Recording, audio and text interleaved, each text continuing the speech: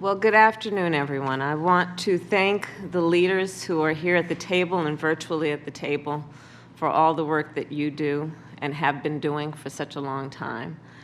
I thank you for the outreach that you provided to me and the President to bring everyone together, to have this conversation and to join leaders in civil rights with leaders in reproductive rights and justice, to come together in the spirit of partnership, collaboration, community building, coalition building, and to build on a movement.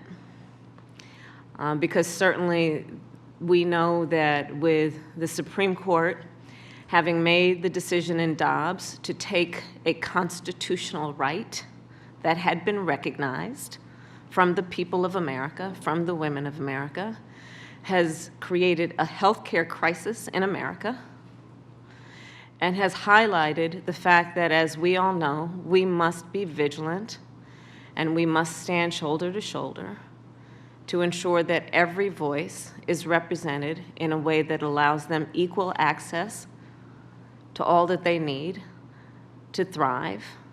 And this moment, post-Dobbs, highlights the fact that we still have a lot of work to do.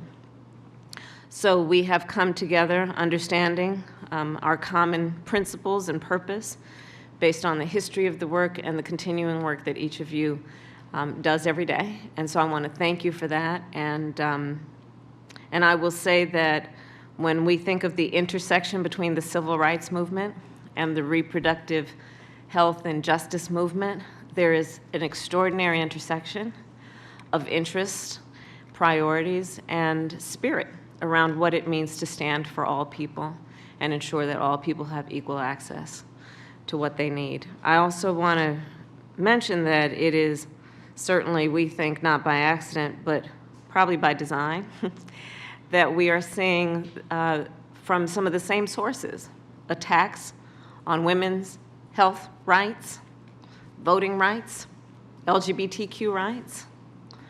And so we stand here in full acknowledgement of what is taking place in our country and the need then to bring people together who seemingly sometimes have nothing in common, but who in fact have everything in common.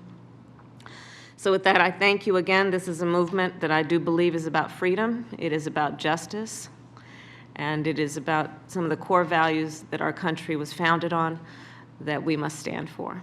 So with that, I thank you. I'm going to turn now to Emmy Ruiz, who is the head of political strategy and outreach for the White House and for our administration, to moderate our discussion.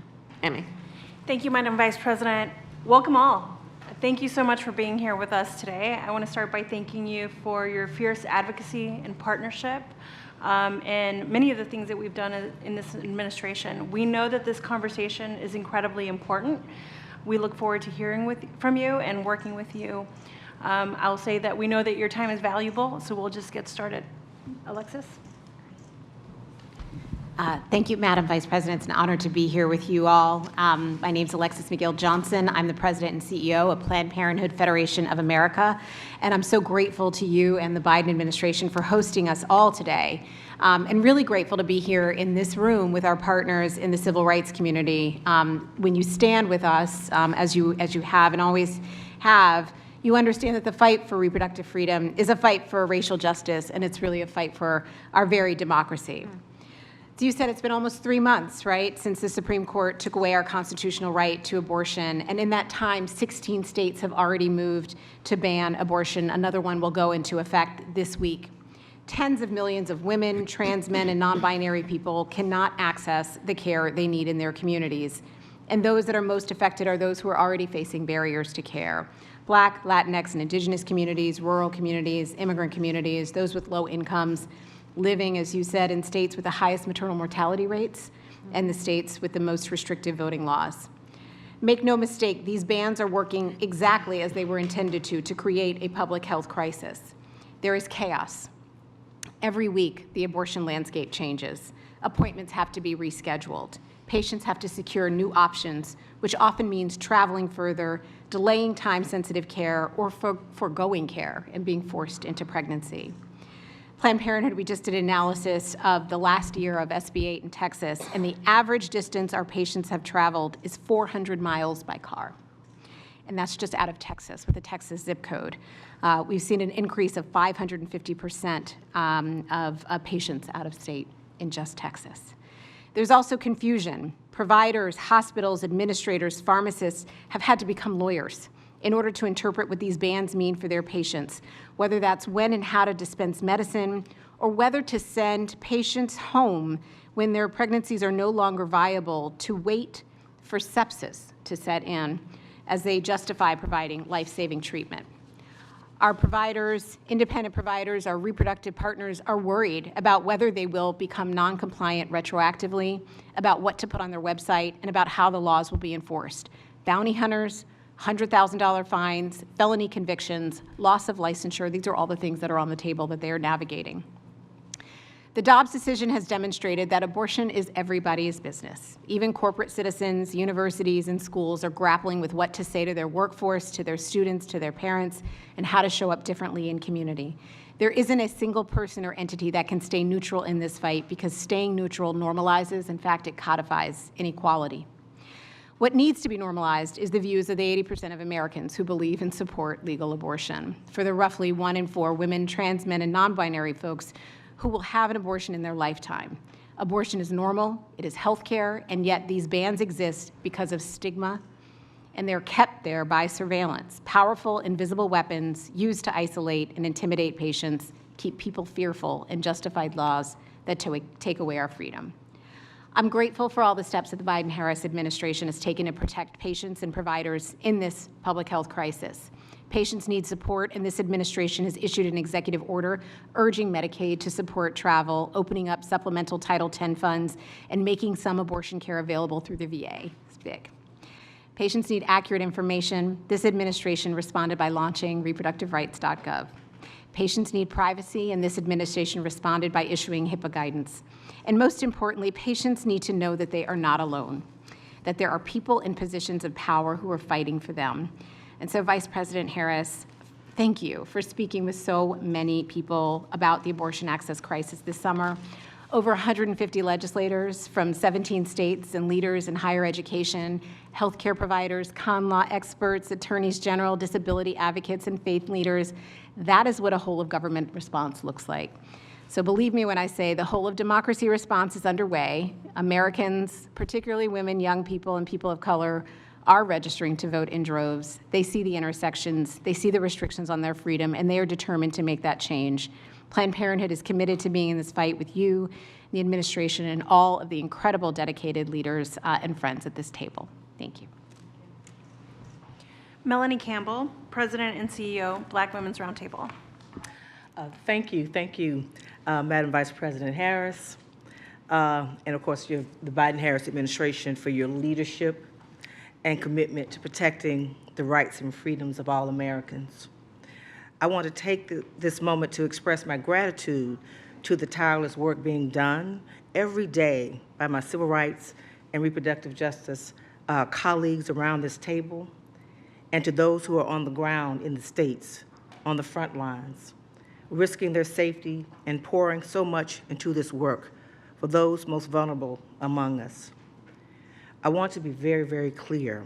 We are living in unprecedented times.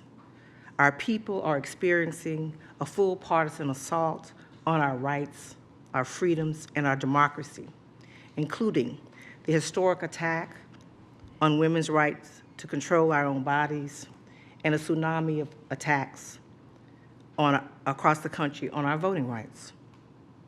As Black women, we stand at the intersection with the full understanding that the struggle for our right to vote is inextricably tied to our rights as women. History has shown us that when our laws have failed to protect us, we have relied on the courts to deliver justice. Unfortunately, we are in a perilous chapter in our nation where too many of our courts have been turned into instruments for partisan gain, all with the aim of preserving power for a select few. Today, we find ourselves in this moment where the highest court in the land is stripping away our constitutional rights and freedoms. Therefore, we must seek protection from our lawmakers, from leaders like you and President Biden and the whole administration, the Congress, in order to codify our rights to achieve justice, equity, and opportunity. As attacks on our reproductive rights continue in states across the country, the health and safety of millions of women, disproportionately Black and other women of color, are in jeopardy and are the most vulnerable, as we all know around this table, to be criminalized, over-criminalized for seeking reproductive health services, including safe access to abortion. Women and girls are now living in this country where they have less rights and protections than their parents and grandparents. In closing, I personally know what it means to have the hard decision to have an abortion. It was the hardest decision of my life. And I believe that it is my responsibility to fight to ensure that women continue to have the constitutional right to bodily autonomy now and in the future, and that we are committed to fusing our movements together to also protect our voting rights and save our democracy from peril. Thank you, Madam Vice President, for answering our call and creating this space to hear our concerns and recommendations in order for us to forge a path forward together. Thank you so much. Shalondon Hollingshed, Urban League Young Professionals. Good evening, everyone. So I want to first start by thanking Vice President Harris for her efforts to ensure the voices of my generation are heard and that we have a seat at the table. Thank you. I also want to thank President Morial, the National Urban League family, and all the civil rights organizations who have partnered here for this very important discussion. My name is Shalondon Hollingshed, and as president of the National Urban League Young Professionals, I want you to know that young professionals across the country are fighting for reproductive rights. I'm here to ask for the administration's continued support. The reality is the Dobbs decision endangers women's lives and disproportionately impacts Black women. The maternal mortality rate for Black women is almost 3 times higher than it is for white women. One study shows that with a total abortion ban, the increase of Black women dying from pregnancy-related deaths increases by 33%. It is imperative that we protect women's rights regardless of personal beliefs or political affiliations because the lives of so many women across this country depend on it. We know this decision is part of a larger anti-civil rights, anti-women's rights movement that seeks to harm our democracy as a whole. It is no surprise that states with abortion bans and strict limits in place are the same states suppressing the right to vote. While these efforts to remove fundamental rights and restrict freedoms are discouraging and disheartening, I want you to know that members of the Urban League movement have made up in our minds that we will not give up. We know our response needs to include every facet of the civil rights and democracy communities, particularly those who represent constituencies that traditionally are and continue to be marginalized in our society. We ask that the administration take every possible step to limit the harm of the Dobbs decision will have on Black women and other marginalized groups. Sexual and reproductive health providers who care for this population need to be supported. Misinformation needs to be shut down to ensure the people who need it know how to access critical care. And every effort needs to be made to prevent health care from being weaponized against our communities. We also want to ensure that everyone is aware of how critical our upcoming elections are and the influence that elected officials have on our civil rights, our liberties, and the confirmation of judges who respect civil rights. The administration should use all available resources to protect the election, including both voters and election workers. We are committed to serving as boots on the ground, holding our elected officials accountable, and educating and engaging our community on important civil rights and reproductive rights. I believe that with the continued support of the administration, we can once again see progress towards freedom. Until then, in the words of Ella Baker, we who believe in freedom cannot rest until it comes. Thank you. Kimberly Ines McGuire, Executive Director, Unite for Reproductive and Gender Equity. Thank you. I want to start by offering my deepest thanks to the distinguished leaders here today from civil rights, reproductive health and justice, and of course, Madam Vice President, for your incredible leadership. You have been an inspiration to so many, including my own family. This is a momentous discussion. As an organization that is dedicated to young people's reproductive justice, URGE sees every day the way that young people, particularly young people who are Black, Indigenous, Latine, API, are disproportionately harmed by this crisis of abortion access. I'm also a queer Latina single mom, and I've dedicated my life to protecting the human right to decide when, if, and how we build our families. As my comrades have acknowledged, we who fight for justice have formidable foes. And make no mistake, we are in a whole-scale attack on self-determination, whether it be our ability to self-determine our pregnancies, the ability of young trans people to live with dignity, go to school, and get health care, or the ability of communities to self-determine in our democracy who will lead and make our laws. It is an attack on all fronts and an attack that we in this room are prepared to take head on. Young Black women and young Black trans people are most harmed by the racist abortion bans that have now been passed in 17 states and counting, facing the impossibility of traveling hundreds of miles for care or potential criminalization for ending their own pregnancies with safe and effective abortion pills like mifepristone and misoprostol. We also know that young people are not sitting by as these injustices proceed. Young people, a majority of whom today are Black, Indigenous, API, or Latina, are on the front lines of the fight for abortion justice, organizing and engaging with urge in engaging voters in the South, Midwest, and California. Young people are working in independent abortion clinics. Young people and young Black women organized and won in Kansas to protect abortion on the ballot and secure it as a constitutional right. Young people are also supporting their own communities, sharing information and supporting loved ones in self-managing their own abortions, which is often their first and sometimes their only choice. We are grateful for the collaboration of this administration and in particular your leadership, and we look forward to working together to continue to address this mounting crisis.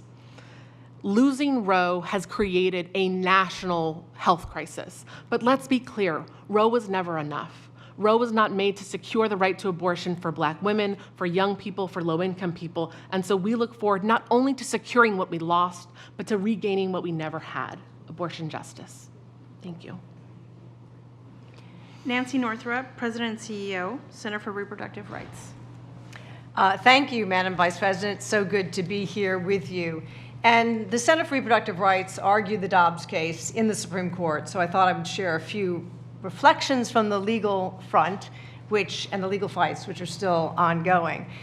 You know, as you said, the Supreme Court's decision was an unprecedented stripping of a personal liberty right. Never happened before in the United States.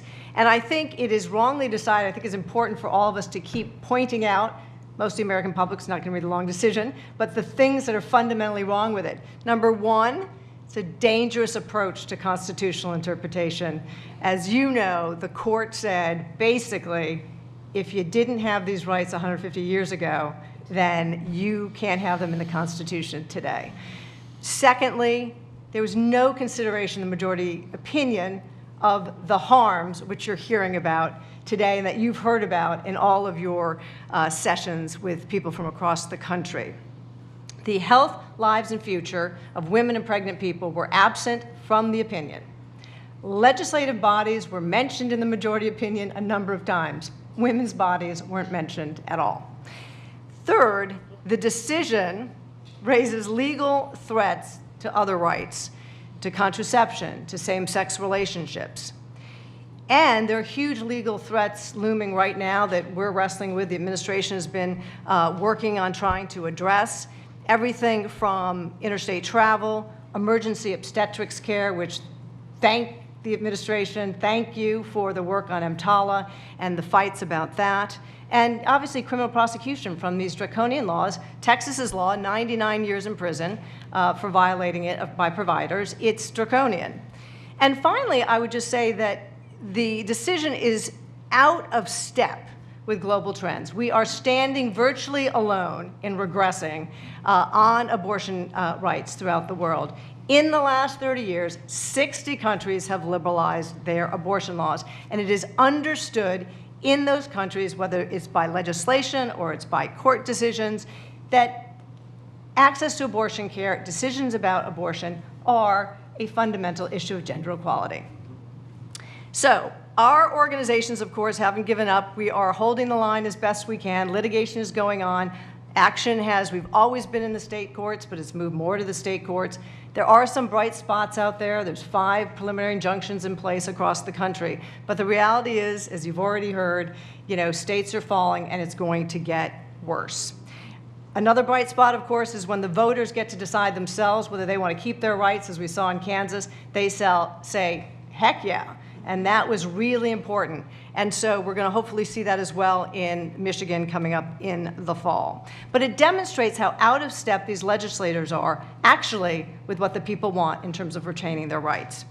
And, ultimately we know that whatever happens with state constitutions, there are some states that there's going to be no path forward in that direction. They don't have initiatives for the voters to take control of themselves and amend their constitution, and their only protections are going to be at the federal level. So thank you to the Biden-Harris administration for your strong support of the Women's Health Protection Act, and it has been particularly powerful for the president to make clear that the filibuster can't stand in the way. So thank you.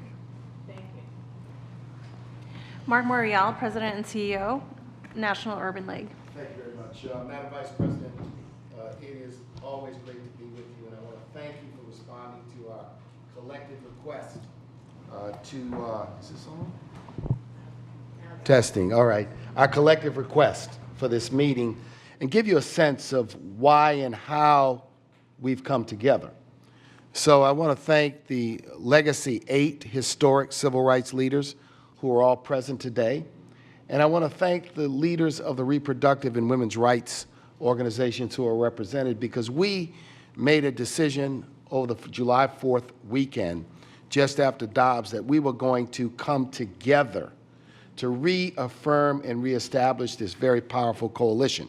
Now, 170 years ago in Ohio, Sojourner Truth gave a very, very famous speech, "Ain't I a Woman?" And in that speech, she affirmed the connectivity between the abolitionist movement and the women's rights movement.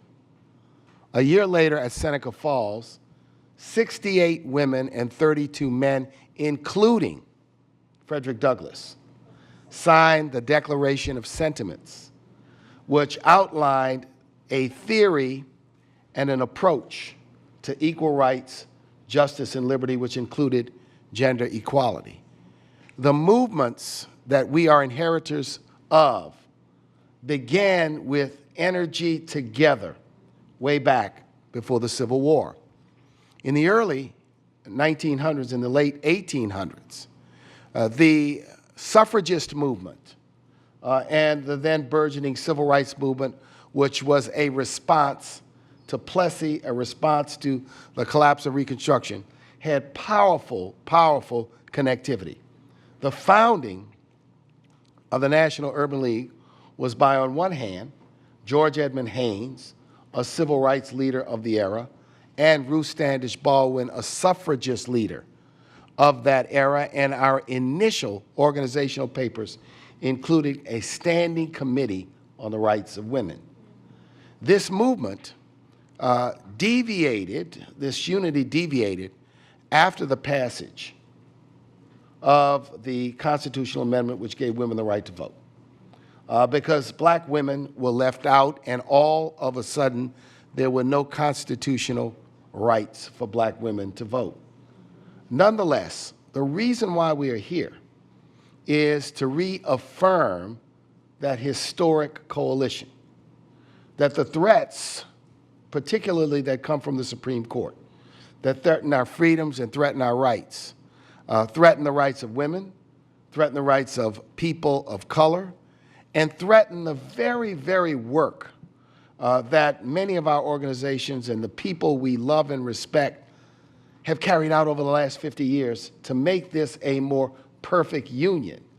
So we are here today because we are determined not to be silent, not to be passive, while the hands of time are pushed backwards. And this is why we are here today. This, for us, is the beginning of a concerted effort to work together. But it is also an effort to educate this generation and our generation of leaders that these movements, the movement for the rights of black people and other locked out, left out communities, and the rights of women, were tracked, energized, and collaborative at the earliest stages of their inception, and that today, in the 21st century, we have to reestablish that. So we thank you, and I think we are here because we want to march in unison. We want to march together on this issue and many others that will confront our community. So we thank you. We thank your team. We thank the administration because we are in a fight that is a fight of a generation, and it is a fight, but we know how to wage it intelligently. We know how to wage it with strategy. We know how to wage it with passion. We know how to wage it within the confines of the democratic systems and institutions that we all believe in. So thank you for having us, and we look forward to the discussion. Thank you all. Thank you all for sharing your thoughts. This concludes the open press portion. Press of you, please, will depart.